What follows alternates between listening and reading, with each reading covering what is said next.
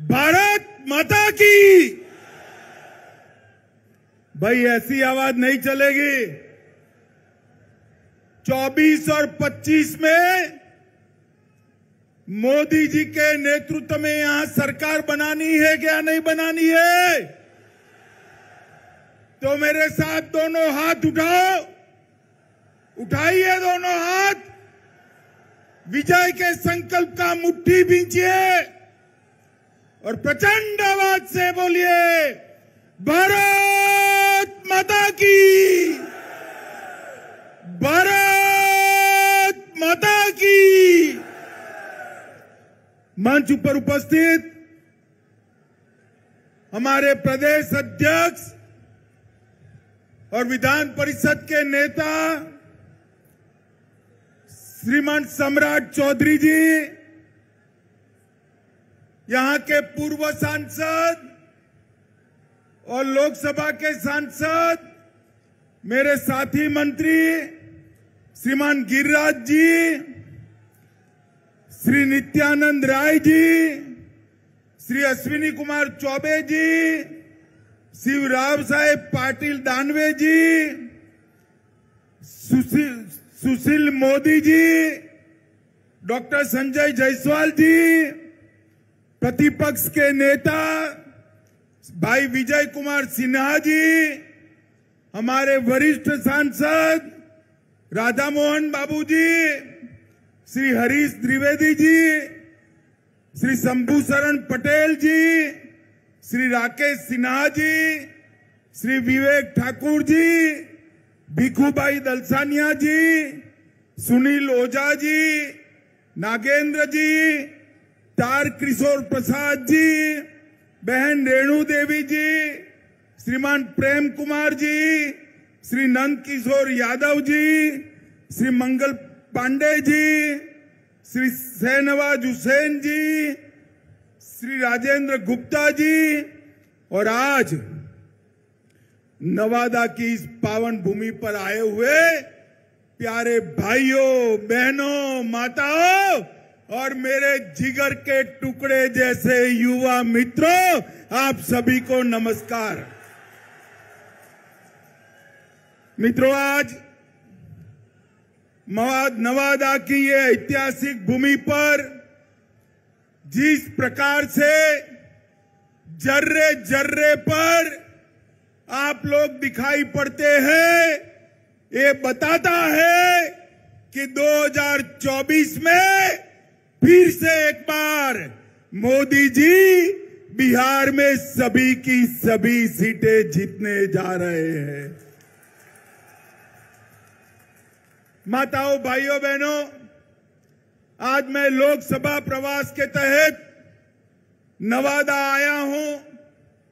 इसके पहले सुबह में जो है सासाराम जाना था, महान सम्राट अशोक की जन्म जयंती के निमित्त एक बहुत बड़ा सम्मेलन रखा था, मगर दुर्भाग्यपूर्ण स्थिति हुई। सासाराम में लोग मारे जा रहे हैं, गोलियां चल रही है, टीयर गैस छूट रहे हैं।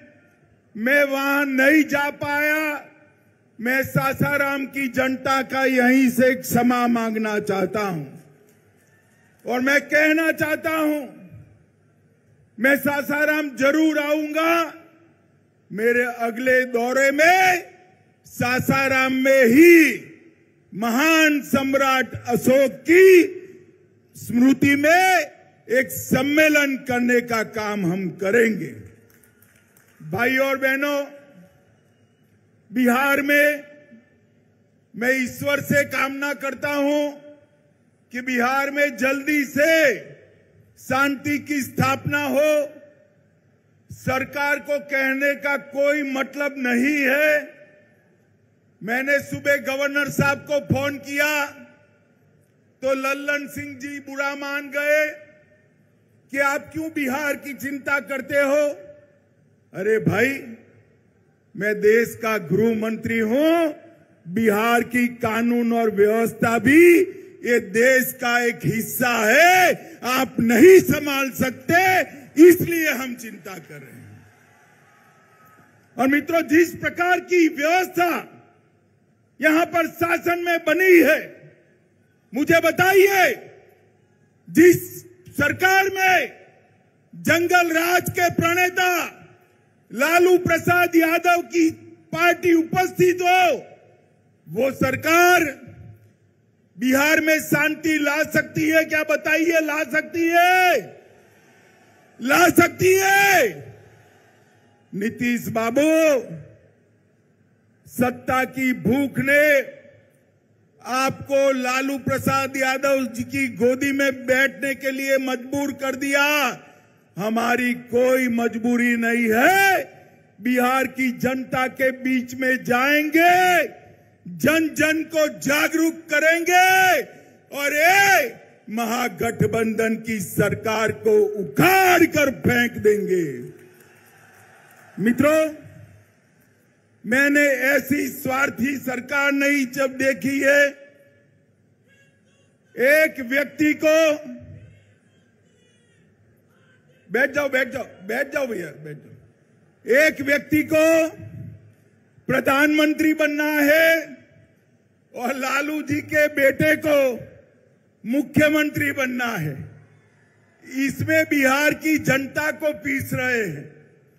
मैं आज लालू जी को भी कहने आया हूं, लालू जी, नीतीश बाबू को आप जानते हो, प्रधानमंत्री वो बनने से रहे, वहां जगह खाली नहीं है।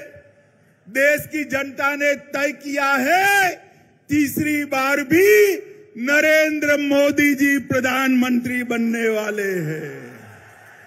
और अगर मोदी जी प्रधानमंत्री बने तो नीतीश बाबू कभी आपके बेटे को मुख्यमंत्री नहीं बनाएंगे। आप भी गलतफहमी में हो, नीतीश जी भी गलतफहमी में है, मगर बिहार की जनता गलतफहमी में नहीं है। बिहार की जनता स्पष्ट रूप से निर्णय कर बैठी है कि बिहार की 40 सीटों पर नरेंद्र मोदी जी का कमल खिलने वाला है और नवादा में भी नवल कमल खिलने वाला है। भाइयों बहनों, ये सरकार है बुरी नीयत की, बुरी नीति की सरकार है, बेड सरकार है। भ्रष्टाचार का बी, अराजकता का ए और दमन का डी, तीन मिलकर ये बेड सरकार बनी है। ये बुरी सरकार को उखाड़ कर फेंक देना है। मित्रों, सरकार के सहयोगी जो है वो भी विधायक हर रोज नीतीश बाबू का विरोध कर रहे हैं। वो भी जनता के विरोध का सामना कर रहे हैं। इनके आधे एमपी भाजपा के दरवाजे खटखटा रहे हैं। और मैं पर एक बात स्पष्ट कर देता हूं, किसी के मन में ये संशय हो कि चुनाव के परिणामों के बाद नीतीश बाबू को फिर से भाजपा एनडीए में लेगी, तो मैं बिहार की जनता को स्पष्ट कह देना चाहता हूं और लल्लन बाबू को भी स्पष्ट कहना चाहता हूं, आप लोगों के लिए भाजपा के दरवाजे हमेशा के लिए बंद हो चुके हैं। माताओं, भाइयों, बहनों,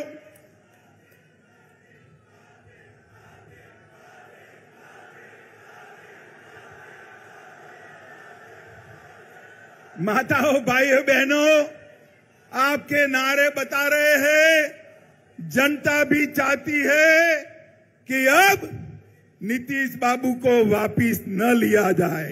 यही चाहते हैं ना आप? यही चाहते हैं ना? ऐसा ही होगा, आप चिंता मत करिए। ये जातिवाद का जहर घोलने वाले नीतीश बाबू और जंगल राज के प्रणेता लालू प्रसाद, अब ये दोनों के साथ भारतीय जनता पार्टी कभी राजनीतिक सफर नहीं तय कर सकती। मैं बिहार की जनता को कहकर जाना चाहता हूं। मित्रों, ये वादा खिलाफी करने वाली सरकार है और साहब सत्ता की लालच देखिए। लालू जी के बेटे ने नीतीश जी को सांप कहा, मैं फिर से बोलता हूं, सांप कहा, पलटू चाचा कहा, धोखेबाज कहा, लालची कहा, अहंकारी कहा, अरे गिरगिट तक कह डाला। मगर नीतीश बाबू प्रधानमंत्री बनने के मोह में आज उनके साथ चले गए हैं। इनके भ्रष्टाचार के कारण नवादा में खाद नहीं मिलता है, बीज की कालाबाजारी होती है। नवादा वालों चिंता मत करो, 24 के बाद, लोकसभा चुनाव के बाद ये सरकार अपने ही वजन से घिरने वाली है और भारतीय जनता पार्टी के कमल की सरकार बनने वाली है। आप जो मोदी मोदी के नारे लगा रहे हो ना, वो मोदी जी ही कालाबाजारी और भ्रष्टाचार से आपको मुक्ति दिलाएंगे। मोदी जी ही बिहार में कानून और व्यवस्था ठीक करेंगे। मित्रों, बिहार के अंदर डेयरी की भी अनेक संभावनाएं पड़ी है। मोदी जी सहकारिता क्षेत्र में 2 लाख ग्रामीण डेयरिया बनाना चाहते हैं। भाजपा की सरकार बनने के बाद बिहार की हर पंचायत में कोऑपरेटिव डेयरी बनाने का काम भारतीय जनता पार्टी की सरकार करेगी। मित्रों, मोदी जी ने ये नवादा के विकास के लिए ढेर सारे काम करे हैं। किऊल नवादा गया रेल लाइन 1292 करोड़ में इसका दोहरीकरण और इलेक्ट्रिफिकेशन किया। वारिसलिंगगंज विधानसभा में नया रेलवे ओवरब्रिज बनाया। बख्तियारपुर से रजौली 4 लेन रोड निर्माण कार्य चल रहा है। नवादा से दिल्ली, लो मैं अभी बात कर रहा हूं और आवाज आ गई, नवादा से दिल्ली ट्रेन भी चालू कर दी गई है। नवादा से पावापुरी रेलवे लाइन का सर्वे का काम चालू हो गया है। पावापुरी से नवादा 33 किलोमीटर लंबा रेल खंड बनाने का काम भी इस सर्वे के बाद चालू होगा। इस्लामपुर नटेसर रेलखंड का काम पूरा कर दिया गया है। नवादा के रजौली में बर्रा गांव में सैकड़ों एकड़ बंजर जमीन में प्रधानमंत्री माइक्रो इरिगेशन योजना के तहत 1 ड्रॉप मोर क्रॉप के तहत खेती चालू हुई है। बिहार शरीफ से नवादा के लिए 4 लेन रोड बन चुका है। नवादा के वारसलीगंज में 132/33 किलोवाट का नया विद्युत सबस्टेशन और ट्रांसमिशन लाइन डाल दिया गया है। नवादा घाट से गमरा तक सड़क निर्माण का काम चालू हो गया है। नवादा के रजौली में 2000 मेगावाट परमाणु क्षमता विद्युत उत्पादन की योजना बन चुकी है। और इसके साथ मैं आज नीतीश बाबू को पूछना चाहता हूं, नीतीश बाबू, आपके जीवन में आपने कई पार्टियां बदली है, कई लोगों को धोखा दिया है, मगर एक बार जिस यूपीए में आप गए हो, लालू प्रसाद जी के साथ गए हो, इसने बिहार को क्या दिया बताइए। 2009 से 14 में बिहार को सिर्फ 50,000 करोड़ रुपया केंद्र ने दिया था। कितना दिया था मित्रों? 50,000 करोड़ और 14 से 19 में मोदी जी ने 50,000 से बढ़ाकर 1,09,000 करोड़ बिहार को देने का काम किया है। ये मैं बजट के आवंटन की बात करता हूं और कर के निर्धारण में 9 से 14 तक 1,36,000 करोड़ दिया था और मोदी जी ने 14 से 19 में 2,83,453 करोड़ दिया, 2 गुना पैसा ज्यादा दिया है। मित्रों, प्रधानमंत्री गरीब कल्याण योजना के तहत बिहार में 8 करोड़ 70 लाख लाभुकों को 2 साल से मुफ्त अनाज दिया जा रहा है। हर महीने 4.25 लाख मैट्रिक टन अनाज बिहार के गरीबों को मोदी जी मुफ्त में दे रहे हैं, मुफ्त में दे रहे हैं। माताओं, भाइयों, बहनों, बिहार में 85 लाख किसानों को हर साल 6,000 रुपया देने का काम हो रहा है। 1.1 करोड़ 10 लाख माताएं बहनें जोर से ताली बजाए। 1 करोड़ 10 लाख माताओं को गैस का सिलेंडर देने का काम नरेंद्र मोदी जी ने किया है। आयुष्मान भारत योजना के तहत 85 लाख लोगों को मुफ्त इलाज की व्यवस्था की है। लगभग प्रधानमंत्री आवास योजना के तहत 40 लाख लोगों को आवास देने की योजना बनी है। 1 करोड़ 61 लाख शौचालय बना चुके हैं। 1.5 करोड़ आवास में नल से जल पहुंचाने का काम ये भारतीय जनता पार्टी की सरकार ने किया है। और मित्रों, मोदी जी ने देश को सुरक्षित करने का काम किया है। मुझे बताओ नवादा वालों, ये कश्मीर हमारा है या नहीं है? जोर से बोलो, है या नहीं है? धारा 370 हटनी चाहिए थी या नहीं हटनी चाहिए थी? मैं राज्यसभा में बिल लेकर गया। ये लालू प्रसाद यादव और नीतीश कुमार जदयू हमारे साथ थे। जदयू वाले फिर भी विरोध किया और कहने लगे मत हटाइए, मत हटाइए। ये तुष्टीकरण की राजनीति के कारण आतंकवाद चलता था।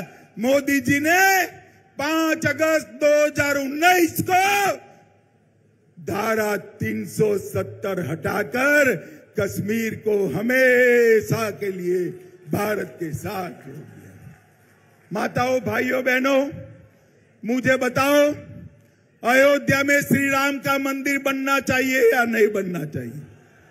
अरे अंत तक बोलिए, बनना चाहिए या नहीं बनना चाहिए? ये कांग्रेस, जदयू, आरजेडी, ममता, डीएमके सब इसका विरोध करते थे।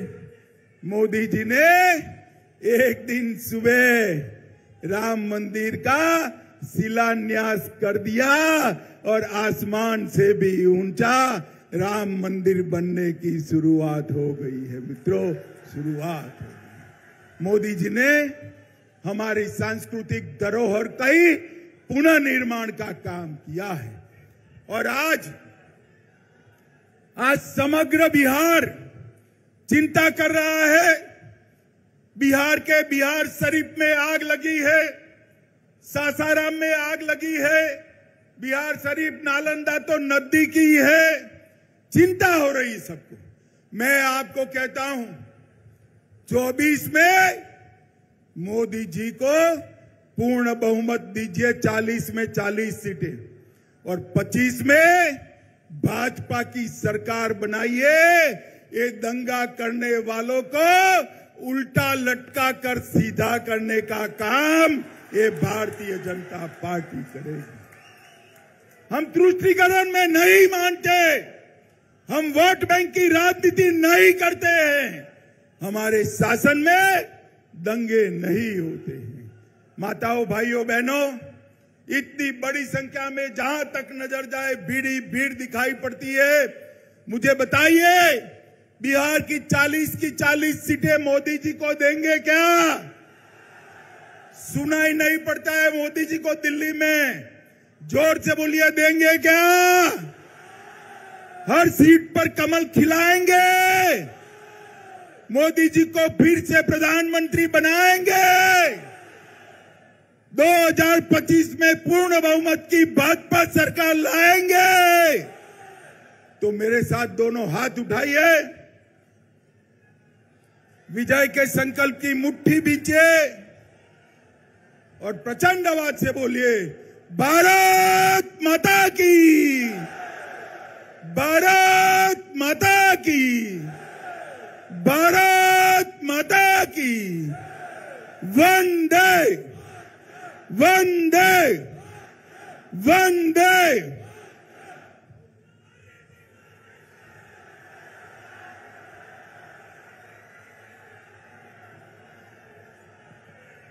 अमित शाह जिंदाबाद,